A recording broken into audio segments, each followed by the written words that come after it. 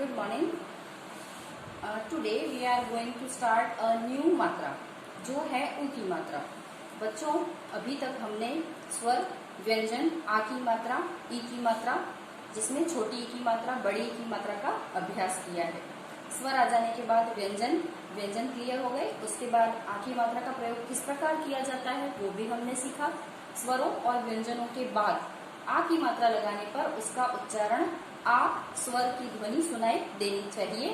इसी प्रकार छोटी ई की मात्रा में ई की मात्रा स्वर या व्यंजन के आगे लगाई जाती है और जिसका उच्चारण हम ई से करते हैं। उसी प्रकार छोटी ई के बाद बड़ी ई की मात्रा हम स्वर या व्यंजन के पीछे लगाते हैं और उनके शब्द, उनसे बने शब्द और वाक्यों का भी अभ्यास हमने किया था। आज हम जो मात्रा सीखने वाले हैं वो है ऊ की मात्रा।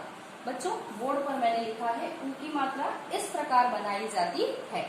अगर हम ऊ की मात्रा का प्रयोग करते हैं तो उन्हें स्वर या व्यंजन के साथ इस प्रकार लिखा जाता है, ऊ की मात्रा। बच्चों, मैंने बोर्ड पर व्यंजन लिखे हुए हैं और व्यंजन के साथ ऊ की मात्रा का प्रयोग किया है।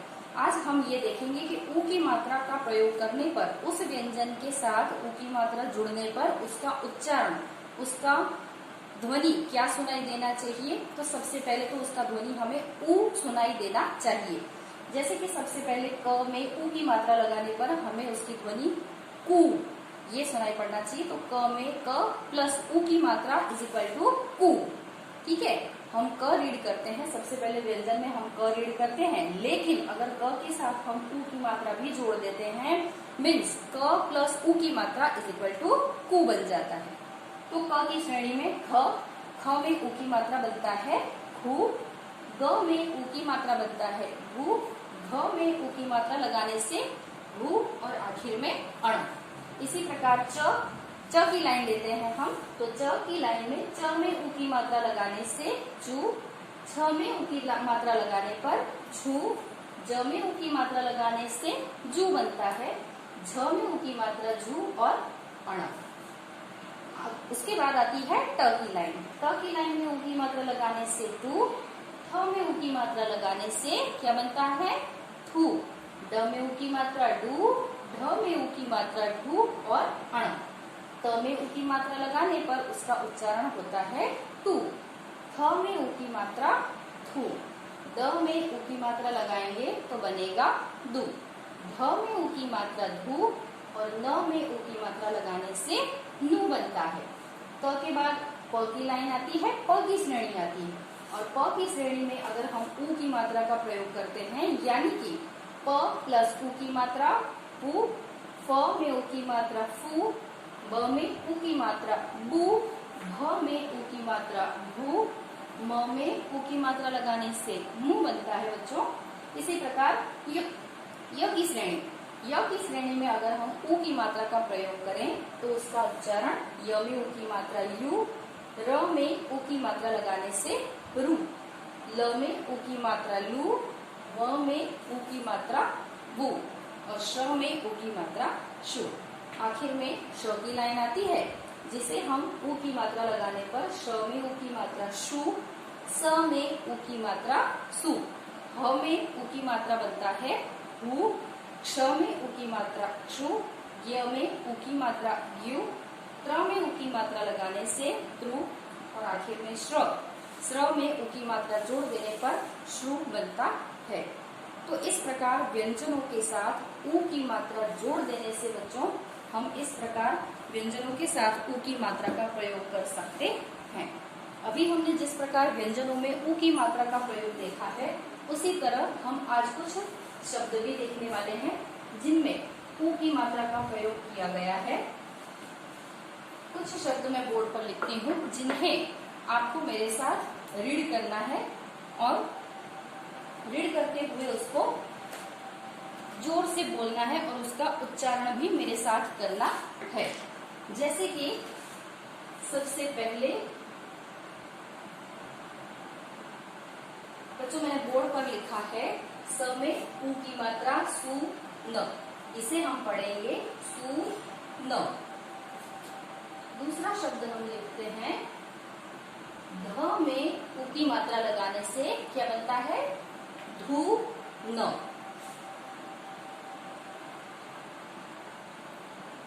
आप मेरे साथ पढ़ने की कोशिश कीजिए।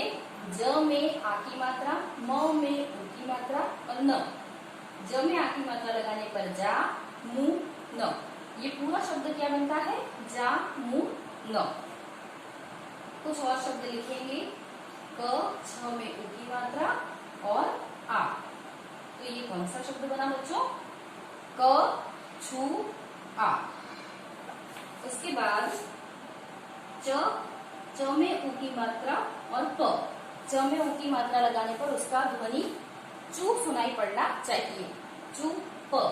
ये कौन सा शब्द है? चू, प। क, उसमें उ की मात्रा और ल। क में उ की मात्रा कु और ल, यानी कूल, ये शब्द बनता है। क में उ की मात्रा, टी, य में आ की मात्रा। इस पूरे शब्द को हम कैसे पढ़ेंगे?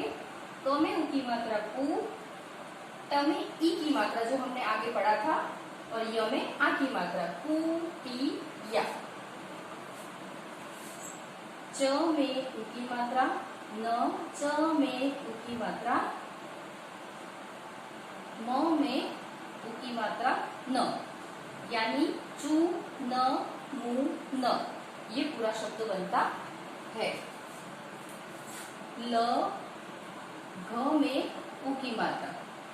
ये कौन सा शब्द बना बच्चों? ल, घु, क्योंकि हमने घ में उ की मात्रा का प्रयोग किया है। ब, उ की मात्रा, ख, आ की मात्रा, र। इस पूरे शब्द को हम कैसे रीड करेंगे? ब में उ की मात्रा, ख में आ की मात्रा और र। तो ये पूरा शब्द बनता है बुखार। उसके बाद स में आ की मात्रा, ब में उ की मात्रा और न। ये पूरा शब्द बनता है स में आ की मात्रा सा, ब में उ की मात्रा बु और न, यानी सा, बु, न। उसके बाद एक और शब्द ब में उ की मात्रा ल, ब में उ की मात्रा और ल, यानी ये पूरा कौन सा शब्द बना है? ब में उ की मात्रा ल, ब में उ की मात्रा ल, बूल, बूल। ठीक है। तो जिन शब्दों में हम उ की मात्रा का प्रयोग करते हैं, जिन व्यंजनों के पीछे उ की मात्रा का प्रयोग करते हैं, उसका ध्वनि, उसका स्वर हमें उ, यह सुनाई देना चाहिए। इन शब्दों का हम एक बार और रिपीटेशन करेंगे। आप लोग मेरे साथ रीड करने की कोशिश कीजिए। सुन, धून, जामुन, कछुआ, चूप,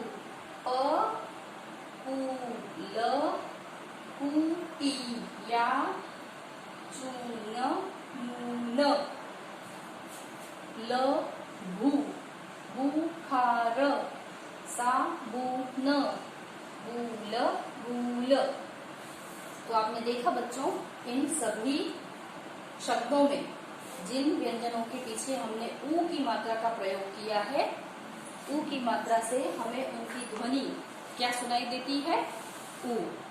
जिन वर्णों के पीछे, जिन व्यंजनों के पीछे हमने ऊ की मात्रा लगाई है, उसके पीछे ऊ का ध्वनि हमें सुनाई देना चाहिए। जैसे स तो सु, ल तो लू। तो इस प्रकार आपको ऊ की मात्रा का प्रयोग करना है। ऊ की मात्रा के कुछ और शब्द भी आप रीड कर सकते हैं। जिन शब्दों के पीछे, जिन वर्णों के पीछे ऊ की मात्रा लगाई जाए, उसे आपको ऊ की तरह ही पढ़ना है। एक और इम्पोर्टेंट बात, शब्दों को पढ़ने से पहले आपको, अगर इन शब्दों को पढ़ने में आपको दिक्कत आती है, तो आपको क्या करना है? सबसे पहले आपको व्यंजन के पीछे ऊ की मात्रा लगाकर उसका ही पठन करना है, जो मैंने आपको इन शब्दों के पहले सिखाया था। नोटबुक में अच्छी हैंडराइटिंग में व्यंजन लिखने आपको आते हैं, उन व्यंजनों को लिखकर व्यंजनों के साथ ऊ की मात्रा का प्रयोग करके लिखें, और ऊ की मात्रा लगाने पर उसका उच्चारण क्या होता है, ये आप पठन करें, ये रीड करें। जब आपको व्यंजनों के साथ ऊ की मात्रा का प्रयोग करना, रीड करना, उच्चारण करना आ जाएगा, तो इन शब्दों का पठन करना बिल्कुल आसान हो जाएगा। तो बच्चों, आज हमने ऊ की मात्रा का प्रयोग करना सीखा है। ऊ की मात्रा से बने कुछ शब्द आपको घर पे अपने आप से लिखने हैं और उसका रीड करके बोल बोल के लिखने का भी अभ्यास कर रहा है।